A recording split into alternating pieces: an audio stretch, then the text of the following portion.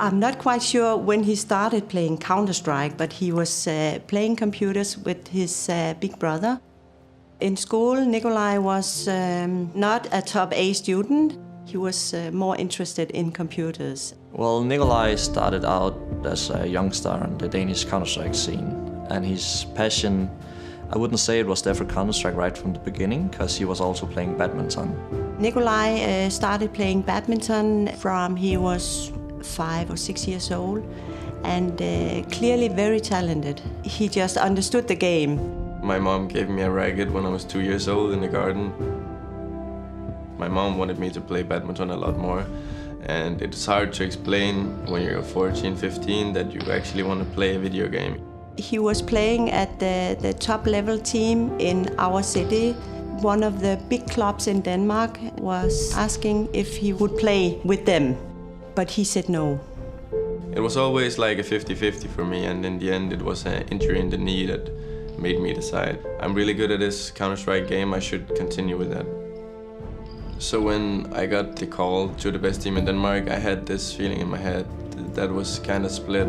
You know, you have this huge talent, and back then it was kind of hard to actually realize what it's worth, like compared to now, because back then the viewership and the prize pools were a lot lower. I watched this DreamHack Winter 2012, I think. It was a big tournament back then. I thought in my head, I can be as good as these guys, maybe even better. In the beginning, when he was playing a lot, we were being the parents.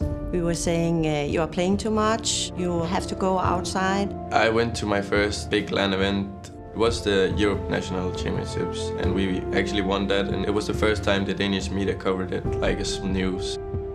That's when I realized this is something big. This is something really big.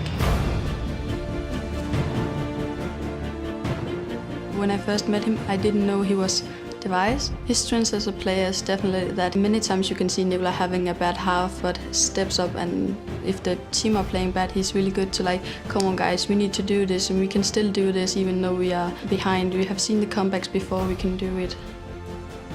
One of the things about Nikolai and his skill level is that it has always been really high. We played together in his first team. Back then he was a little uncontrollable. He tended to do his own thing, and I think his skill level today is kind of similar to back then, but the difference is that he has a lot of experience to go along with the talent. He has the whole package, but not until now that he has experience to control it.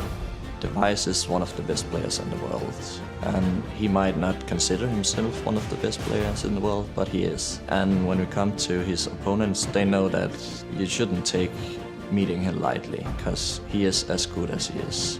Nikolai puts a lot of pressure on himself. He thinks that when people see him as a top player, he wants to perform and wants to live up to what people are thinking about him. If you think too much about it and when you play, it will hurt your confidence and your mentality to be able to perform. I use running to clear my mind. It's something that helps me refocus, and it's basically a part of my training. I think I need to stay fit in both my mind and my body to be able to perform at a high level. Nikolai as a person doesn't want to be the best, but he wants the team to be the best. He knows how it works to be on a top team, even in-game and outside the game. Nikolai is one of the few players on the Danish Counter-Strike scene that has a mentality of not only being the best, but also behaving as one of the best.